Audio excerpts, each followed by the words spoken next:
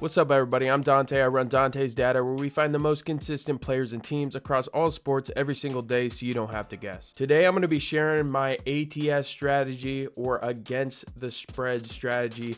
In this video, I'm going to break down what against the spread is and how you can use it to your advantage, and I'll share my strategy that I use that has been very successful, especially in college basketball and college sports in general. Worked really well with college football as well. So in order to understand this strategy, we need to know what against the spread even is. And even more important, you first need to know what a spread is. So a spread is the number Vegas sets. So for example, for a game, Vegas might set the spread at -4.5. So one team's going to be -4.5, the other team's going to be +4.5. If the team that's favorite wins by 5 or more points, this bet would cash. Now in this case, for the underdog, given +4.5 points, as long as they win, or they can lose, but they can't lose by more than 4 points.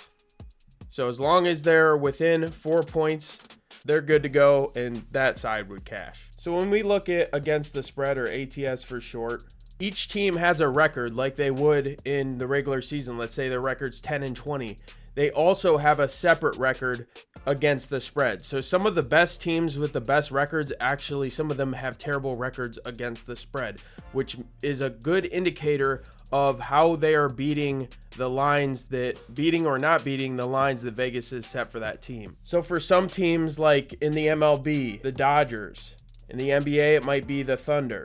Vegas favors these teams almost every game, and they give them really a lot of points and favor these teams way more than most teams. So when that's happening, a lot of times you're actually able to get value on the other team, on the other side, because Vegas tends to favor certain teams more than others. And a lot of times it's the teams that they know they're going to be getting a ton of money on. They know people are going to bet the Dodgers. They know people are going to bet the Thunder. So they're not always going to want to give the attractive, popular teams the greatest lines. Sometimes it's better to look the other way or look at smaller matchups. So we look for teams like, for example, in the NBA this year, the Suns. Suns have been having an okay year, and they're actually really good against the spread this year. They have a record of 37-24-1. So that means whatever line Vegas set for them that day, they have beaten that line 37 times. They've lost to it 24, and they had one push. So that shows that Phoenix is exceeding Vegas's expectations. So this would be a good team for us to target on a bet. But also, we need to look at teams that are bad against the spread. So a team that's been bad against the spread has been the Kings. This season, the NBA so far, they are 24-38 versus the line that Vegas sets for them on the spread. So theoretically, if these two teams were playing, the Suns would probably be the better play. They've been great against the spread, and the Kings have been just not so great against the spread. But with this strategy, we take it one step further. So we want to look at how they play at home versus the road as well. So some teams might be really good against the spread at home, but be really bad against the spread on the road, or vice versa. They might be good on the road against the spread and bad at home. So what we try to do is refine that down, and we'll just say in this example, Team A and Team B.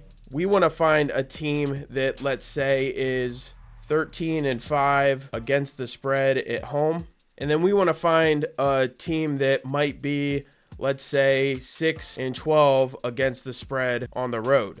So what this confirms to us is Team B right here, who's playing on the road. They have not played well on the road at all, but they're playing Team A, who has played really, really well at home, and they're the home team this game. Now, Team A might play terrible on the road, but in this situation, in this specific spot, they are playing at home.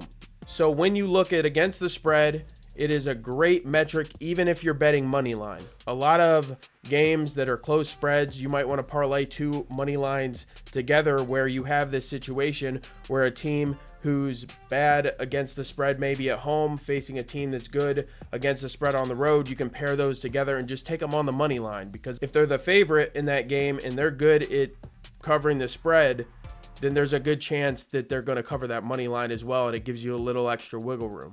So this can be a really good strategy in the new software that we're dropping very shortly. Stay tuned on the channel and all the other social media accounts, because we are dropping a software that will specifically target these for you and factor in all the other factors as well, so you don't have to go searching for these yourself. Stay tuned, more on the channel, and you can check out the links below, messages on that, and all the information on that will be dropped in the Discord as well as in VIP. There's a free 7-day trial below. Thank you so much for watching. I'll see you in the next one.